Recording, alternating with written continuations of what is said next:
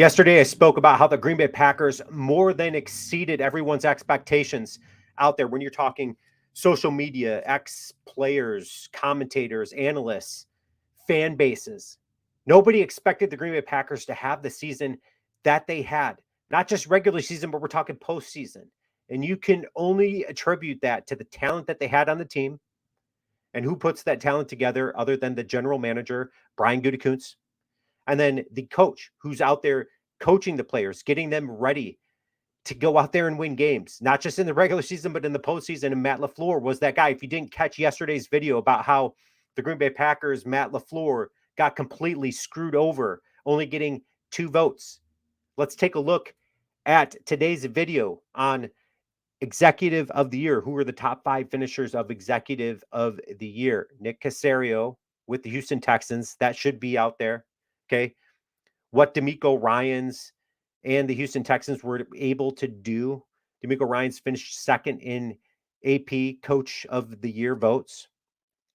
But when you start looking about the team that the Houston Texans have built and how young they are, okay, he needs to be up there on that list for sure, without a doubt. Baltimore Ravens, Eric DeCosta, he should be up there as well. What they were able to do, how they were able to perform, he should be in there. Chris Greer, I disagree with this one. The Miami Dolphins had a good season.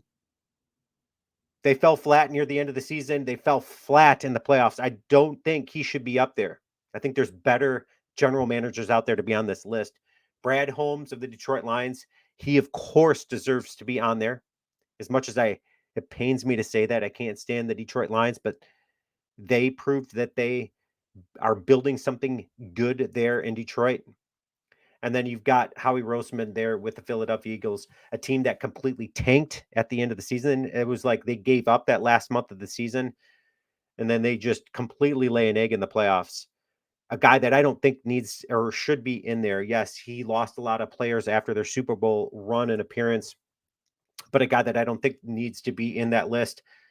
Brian Gutekunst is certainly one of those guys that should be on that list for Executive of the Year. When you talk about how the Green Bay Packers are the youngest team in the league and the talent that they have out there and the foresight that Brian Gutekunst had in Jordan Love. Again, I was first in that list of people that were hating on Brian Gutekunst, of just like, oh my gosh, what is this guy doing? You're giving up on your Hall of Fame quarterback. You're deciding to go out and draft a quarterback in the first round when you've already got your guy there. Put some talent around him. He proves that was an absolute brilliant move.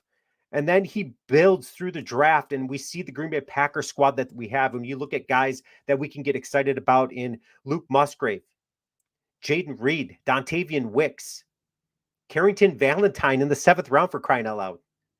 What the Green Bay Packers are building in Green Bay is attributed to their general manager, Brian Gutekunst. But the fact that he is not in that top 5 list of Executives of the Year just completely floors me. I think the Green Bay Packers got screwed over when it comes to votes and just the disrespect of not putting Matt LaFleur high up on that list of coaches and not putting Brian Gutekunst high up on that list. The Green Bay Packers made history, for crying out loud, and you're not going to acknowledge or honor that. I just am floored at that. I can't believe that Brian Gutekunst gets completely snubbed on that list of Executives of the Year. I am super excited to see what Brian Gutekunst is going to do in this year's draft. Not only do they have 11 draft picks going into this 2024 draft, we know and we have the confidence that Brian Gutekunst is going to do what's best for the team. He's going to put money aside, and he's proved that. Okay. What I would like to see a little bit more out of Brian Gutekunst is him spending a little bit more money in free agency. Of course, we don't have that cap space, but I'm curious to see what he does with that cap space, how he restructures or just lets go of players to free up that cap space. Does he go out and get the safety help that we need, the middle linebacker help that we need? I am super excited about what is happening in Green Bay.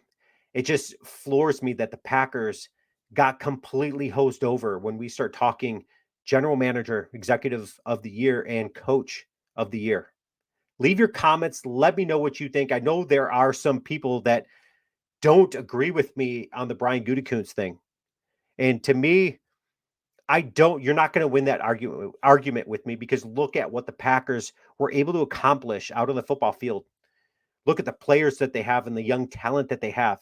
You could make an argument that this is one of the better receiving cores out there, and they're all just rookies and sophomores for crying out loud.